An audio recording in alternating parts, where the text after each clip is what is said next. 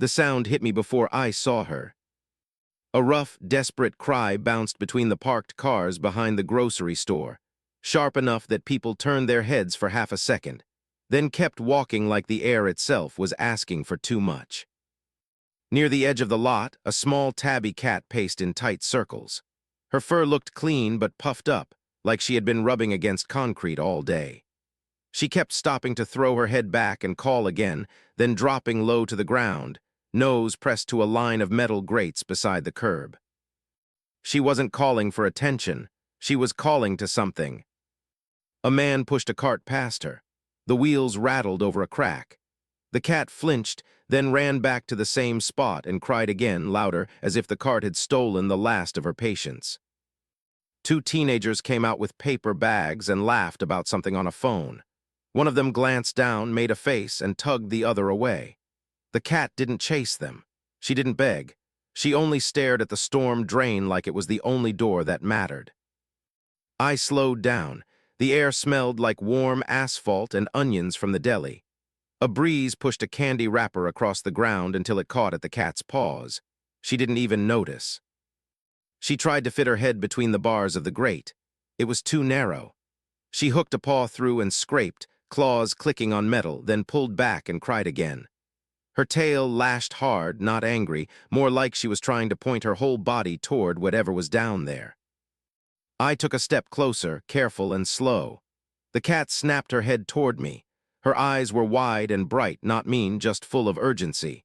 She made a short, broken sound, then ran back to the grate and pressed her ear against it. I crouched and listened. At first there was only the distant hum of traffic, the grocery store doors whooshing open and closed, someone calling for a ride. Then, underneath all of it, I heard something so faint I almost thought I made it up. A thin, tiny squeak. The cat heard it too. She answered instantly, her voice cracking with effort. She pawed at the grate again and her paw slipped through, scraping the edge. She pulled it back fast, shook it, and tried again like she couldn't afford to feel pain. My throat tightened. I looked around for a store worker, anyone. A couple walked past with a child between them. The child pointed at the cat. "Kitty," the child said. The mother guided the child's hand away. "Don't touch, honey." They kept going. The cat's cry changed. It wasn't just loud. It was pleading. She looked up at me, then at the drain, then up at me again, like she was trying to pull me into the problem the way you tug on a sleeve. "Okay," I whispered, even though I wasn't sure what I was agreeing to. "Okay, I'm here."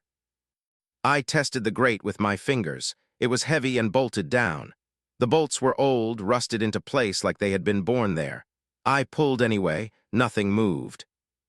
The cat shoved her nose against the bars and breathed fast. Her whiskers quivered. I stood and scanned the lot. There was a small maintenance shed near the far fence and a loading dock with stacked pallets. Near the store entrance, a security guard leaned on a post, half watching the doors.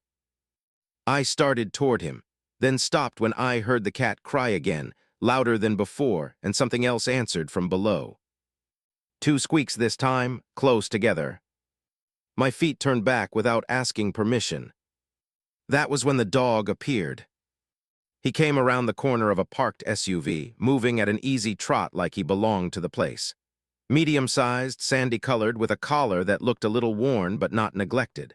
His ears were relaxed, tail low and gentle, not stiff. He didn't rush the cat. He didn't bark. He just stopped a few feet away and watched her. The cat froze. For a second I expected a hiss, a bolt of fur and fear. Instead, she did something that surprised me so much I forgot to breathe. She ran toward the dog.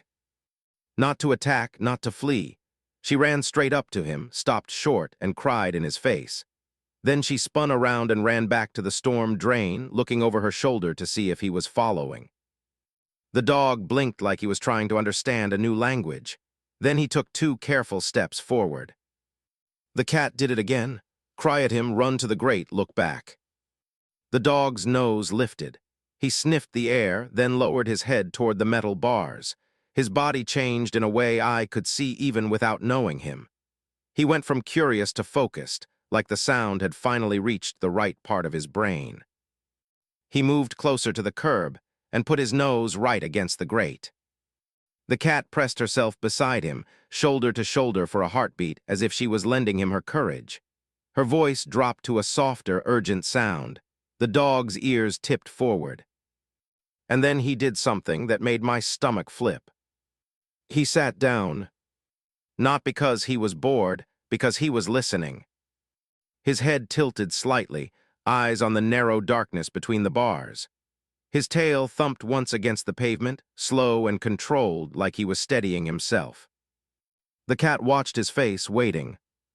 The dog let out a low whine, barely louder than the tiny squeaks below, and looked up at me. It wasn't a trained look, not a command. It was a question. I stepped closer. "You hear it too," I murmured. The dog stood and pawed at the grate. His paw hit metal with a dull clang. He pulled back, tried again, then looked at the cat, then at me, like he was forming a plan one piece at a time. The tabby darted to the edge of the curb and peered into a small gap where the concrete met the drain. She pressed her paw into it and pulled back empty. The dog lowered his head and sniffed that gap. Then he licked the edge of the concrete once, quick and nervous, and backed up. He paced a short line, nose down, tracing the curb like he was following a trail only he could see. The cat followed him closely, not afraid of his size, only afraid of losing time. They stopped near a corner of the storm drain where a piece of debris had collected. Leaves, a plastic straw, a wad of soggy paper. The dog sniffed it hard, then nudged it aside with his nose. Another faint squeak rose from below, clearer now, like the sound was traveling up through that exact spot.